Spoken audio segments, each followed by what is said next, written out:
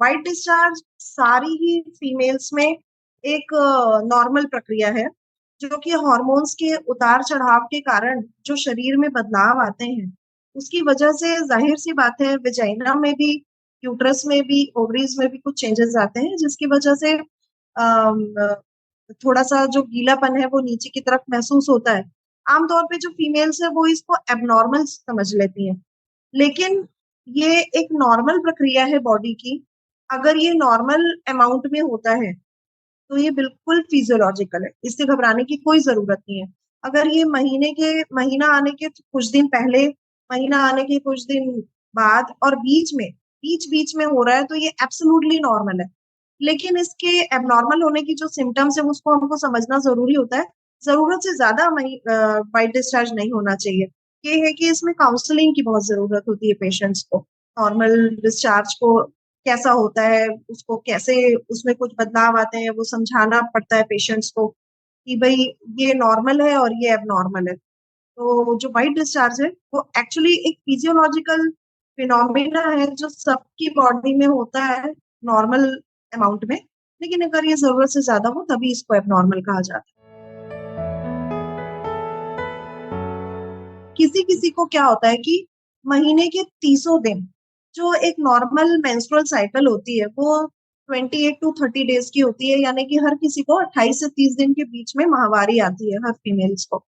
तो ये जो हम 28 से 30 दिन का जो महीना मानते हैं, इसमें अगर हर दिन लगातार बहुत ज्यादा वाइट डिस्चार्ज हो रहा है और अगर ऐसा हो रहा है कि पेशेंट को पैड लेना पड़ जा रहा है उस वाइट डिस्चार्ज के कारण, या फिर उस डिस्चार्ज में कोई स्मेल आ रही है, फाउल स्मेल आ रही है या बदबू आ रही है बहुत, या फिर पस आ रहा है, उसमें उसका कलर जो है बिल्कुल येलो हो गया है या ग्रीन हो रहा है, या कुछ एबनॉर्मल कलर चेंजेस आ रहे हैं, तो इस केस में जो है ना पेशेंट को हमें बताना होता है कि अगर ऐसा कुछ बदलाव आ रहा है तो ये नॉर्मल नहीं है, इसमें आपको डॉक्टर के पास जाना।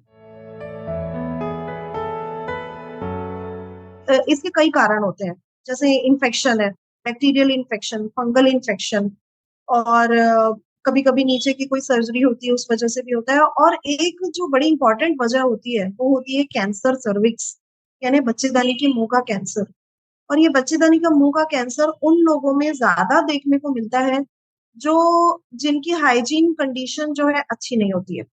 इनमें ह्यूमन पेपिलोमा वायरस का इन्फेक्शन बड़ा कॉमन मिलता है, और ये वायरस इनको कैंसर करा देता है। इसलिए हम वाइट डिस्चार्ज को इतना ध्यान देते हैं कि नहीं, वाइट डिस्चार्ज किसी को हो रहा है तो बराबर हमको उसको एग्जामिनेशन करके देखना है। अब इसमें हाइजीन की जो प्रॉब्लम है, डेफिनेटली ये बहुत इंपॉर्टेंस रखती है। पर्सनल हाइजीन जो है इन्फेक्शन से बचाती है, और ये इन्फेक्शन ही कारण होता है कैंसर सर्विक्स का। ह्यूमन पेपिलोमा वायरस एक होता है जिसकी वजह से कैंसर सर्विक्स होता है। यूट्रस के निचले हिस्से को सर्विक्स कहा जाता है और इसका कैंसर बड़ा कॉमन है, जिसमें शुरुआती दिनों में बहुत ज्यादा वेजाइनल डिस्चार्ज होता है। तो अब इसमें जो पर्सनल हाइजीन है और कुछ खराब प्रैक्टिसेस हैं, जैसे मल्टीपल सेक्सुअल पार्टनर्स होते हैं, तो ये जो खराब प्रैक्टिसेस हैं इनकी वजह से इन्फेक्शन हो जाता है फीमेल्स को। इन सब के प्रति जागरूकता लाना बहुत जरूरी है कि इस तरह के कामों से बचना है, पर्सनल हाइजीन मेंटेन करना है, ये बताना जरूरी है। डेफिनेटली पर्सनल हाइजीन बहुत इंपॉर्टेंस रखती है वेजाइनल डिस्चार्ज में। इस तरह के जो पेशेंट्स आते हैं, सबसे पहले तो इन पेशेंट से बहुत अच्छे से हमें हिस्ट्री लेनी होती है कि डिस्चार्ज आखिर इनका किस तरह का है, कि क्या ये नॉर्मल डिस्चार्ज है। हमें बेसिकली ये देखना होता है कि ये नॉर्मल डिस्चार्ज है कि एबनॉर्मल डिस्चार्ज है। अगर ये नॉर्मल है तो उनको काउंसिल करना होता है सबसे पहले कि भाई ये नॉर्मल है, नॉर्मल फिजियोलॉजिकल प्रोसेस है जो आपकी बॉडी में होगा। लेकिन अगर ये एबनॉर्मल है तो हमारा सबसे पहला टारगेट होता है कि हम इन्फेक्शन है कि नहीं ये पता करें। इसके लिए हम वेजाइना से कल्चर लेते हैं। और दूसरा जो सबसे इम्पोर्टेंट टेस्ट है जिसको हम पैप टेस्ट बोलते हैं, ये एक टेस्ट है जिससे हमें कैंसर सर्विक्स के होने का पता लगता है। ये एक स्क्रीनिंग टेस्ट है जो 35 साल के बाद हर फीमेल को कराना चाहिए, चाहे उनको कोई प्रॉब्लम हो या ना हो। Screening test. तो ये जो स्क्रीनिंग टेस्ट है ये सबसे जरूरी टेस्ट है जो हम हर वाइट डिस्चार्ज के पेशेंट का जरूर करते हैं, ताकि कि हम ये पता लगा सकें कि कहीं इनको कैंसर तो नहीं हो रहा है। तो ये जो पैप्समियर टेस्ट है ये हम बच्चेदानी के मुंह से थोड़ा सा सेल्स लेके उसको जांच के लिए भेजते हैं। बेसिकली ये दो टेस्ट होते हैं, और तीसरा हम थोड़ा सोनोग्राफी करा लेते हैं, ताकि कि कोई दिक्कत है जो अंदर की तरफ छुपी हुई है और हम नहीं देख पा रहे हैं, तो वो एटलीस्ट सोनोग्राफी से हमें पता चल जाए। तो बेसिकली 3 टेस्ट होते हैं जो हम करवाते हैं वेजाइनल डिस्चार्ज के पेशेंट्स को। एक है कल्चर, दूसरा पैप्समियर और तीसरी सोनोग्राफी। इन 3 टेस्ट के बेस पे हम डायग्नोसिस बना सकते हैं कि आखिर ये वाइट डिस्चार्ज हो क्यों रहा है। और डायग्नोसिस बनने के बाद अगर इन्फेक्शन इसमें पॉजिटिव आता है और उसमें जो बैक्टीरिया दिखता है, उसके लिए जो एप्रोप्रिएट एंटीबायोटिक्स होती है वो हम प्रिस्क्राइब करते हैं पेशेंट्स को। साथ में काउंसिल भी करते हैं कि पैप टेस्ट की रिपोर्ट में अगर कोई गड़बड़ी आई तो हमारा अगला जो स्टेप है वो बायोप्सी का होता है। हम पेशेंट को बताते हैं कि अब अगर पैप्समियर में कुछ गड़बड़ी आई है तो हमें बायोप्सी करनी होगी, फिर हम उसकी बायोप्सी के लिए प्रोसीड करते हैं। और सोनोग्राफी में तो अंदर के अंगों के बारे में पता चलता है, अगर उसमें कोई प्रॉब्लम मिलती है तो हम पेशेंट को एक काउंसिल करते हैं, साथ में जो ट्रीटमेंट है उसको वो प्रिस्क्राइब करते हैं। तो बेसिकली जो वाइट डिस्चार्ज का जो ट्रीटमेंट है वो एंटीबायोटिक बेस्ड होता है, अगर वो इन्फेक्शन के कारण हो रहा है। कभी कभी ऐसा होता है कि पेशेंट क्या करते हैं, बहुत दिनों से वेजाइनल डिस्चार्ज हो रहा है तो उसको नेग्लेक्ट करते रहते हैं। उससे होता ये है कि जो इन्फेक्शन है वो जो अभी नीचे के हिस्से में है, जो बच्चेदानी के सिर्फ निचले हिस्से में है, वो धीरे धीरे करके बच्चेदानी के अंदर पहुंचता है।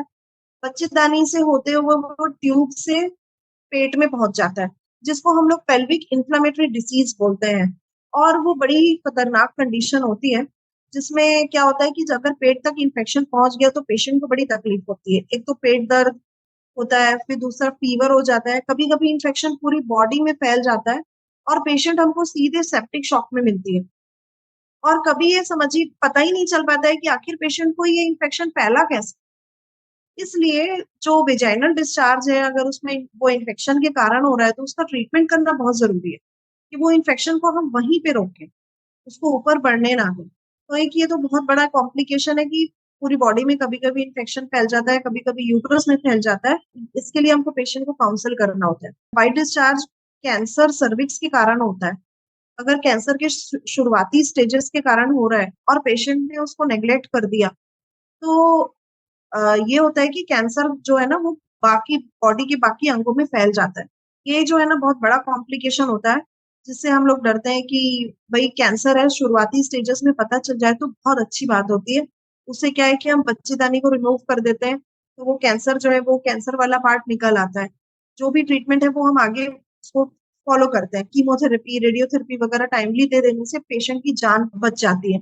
लेकिन अगर इस छोटी सी प्रॉब्लम को किसी ने नेग्लेक्ट किया और ये बाई चांस कैंसर निकल आई, तो जो है पेशेंट की जिंदगी को भी खतरा हो सकता है। इसलिए हम लोग बहुत काउंसिल करते हैं वेजाइनल डिस्चार्ज के पेशेंट्स को। यूजुअली वेजाइनल डिस्चार्ज जो है मैरिड लोगों में होता है जो सेक्सुअली एक्टिव होते हैं। तो बेसिकली इसमें पर्सनल हाइजीन हम लोग एडवाइस करते हैं। पर्सनल हाइजीन खुद पेशेंट का और साथ में पार्टनर का, ये बहुत जरूरी होता है कि पर्सनल हाइजीन मेंटेन रहे। साथ में to avoid multiple sexual partners, ये एक आज के टाइम में बड़ा कॉमन चलन हो गया है। इस चीज को बड़ा हम अवॉइड करते हैं और इसके लिए पेशेंट को काउंसिल करते हैं कि भाई ये जो चीजें हैं ये इन्फेक्शन को स्प्रेड करती हैं। साथ में जो पर्सनल हाइजीन वाला जो मैटर है कि हमको अपने जो अंडरगारमेंट्स हैं, पेशेंट को हम एक्सप्लेन करते हैं कि हमेशा जो हमारे कपड़े हैं, जो नॉर्मल कपड़े हैं, वो अंडरगारमेंट्स उनको खुली धूप में सुखाएं, बहुत अच्छे से कड़क धूप में सुखाएं, जिससे कि वो बिल्कुल सूखे रहे और इन्फेक्शन ना हो। क्योंकि ऐसे गीले कपड़े पहनने से फंगल इन्फेक्शन होने का बड़ा खतरा होता है, जो कि कभी कभी बहुत परेशान करता है फंगल इन्फेक्शन जो है। साथ ही एक वैक्सीन आती है सर्वेरिक्स एंड गार्डेसिल, कैंसर सर्विक्स से उससे बचाती है हमें। इसके बारे में भी हम लोग जानकारी देते हैं और ये वैक्सीन लगती है 9 साल से लेके 14 साल के बीच में, जो यंग लड़कियां होती हैं। तो एटलीस्ट हम हमारे पास कोई पेशेंट आता है तो हम उसको ये जानकारी देते हैं कि वैक्सीन लग तो कभी भी सकती है, लेकिन सबसे अच्छा असर तब आता है जब 9 से 14 साल के बीच में लगती है ये वैक्सीन। इसलिए हम लोग हर पेशेंट को ये भी बताते हैं कि भाई एक वैक्सीन भी है जो आपको कैंसर सर्विक्स से बचाएगी। अगर आप चाहो तो इसको लगवा सकते हो, क्योंकि ये थोड़ा कॉस्टली होती है। इसलिए हमें पेशेंट को थोड़ा ज्यादा काउंसिल करना पड़ता है कि yes it is very much required, ये जो वैक्सीन है वो लगनी चाहिए। तो थोड़ा वैक्सीन के बारे में बताते हैं। इसके अलावा वैक्सीन से भी ज्यादा इंपॉर्टेंट है, स्क्रीनिंग के बारे में बताते हैं। पैप्समियर जो मैंने आपको बोला, ये बहुत इंपॉर्टेंट टेस्ट होता है जिसके बारे में पेशेंट्स को पता नहीं होता है और पता होना चाहिए। बिकॉज कभी कभी ये लाइफ सेविंग होता है। हम समय से पहले कैंसर को शुरुआती स्टेजेस में ही डायग्नोस करके उसको ट्रीटमेंट कर लेते हैं। तो पेशेंट को ये हम हमेशा एडवाइस करते हैं कि पर्सनल हाइजीन के साथ साथ समय समय पे चेकअप कराते रहें पेशेंट डॉक्टर्स के पास, और अपनी स्क्रीनिंग कराएं। स्क्रीनिंग तो हर किसी की वैसे भी होनी चाहिए, अगर उनको कोई प्रॉब्लम ना हो तो भी। तो 35 ईयर्स के बाद जो है, हम लोग पेशेंट को स्क्रीनिंग के लिए हमेशा प्रमोट करते हैं। This is most important. और इससे भी इम्पोर्टेंट एक और चीज है कि अगर वेजाइनल डिस्चार्ज हो रहा है या बॉडी में कोई चेंज आ रहा है जो आपको एबनॉर्मल लग रहा है, तो आप तुरंत डॉक्टर के पास जाएं। अंदाजे लगा के हमको टाइम वेस्ट नहीं करना है, क्योंकि ये कोई भी खतरनाक चीज हो सकती है। तो कोई भी चीज जो शरीर में बदलाव आ रहा है, उसके लिए तुरंत डॉक्टर से परामर्श लेना बहुत जरूरी है।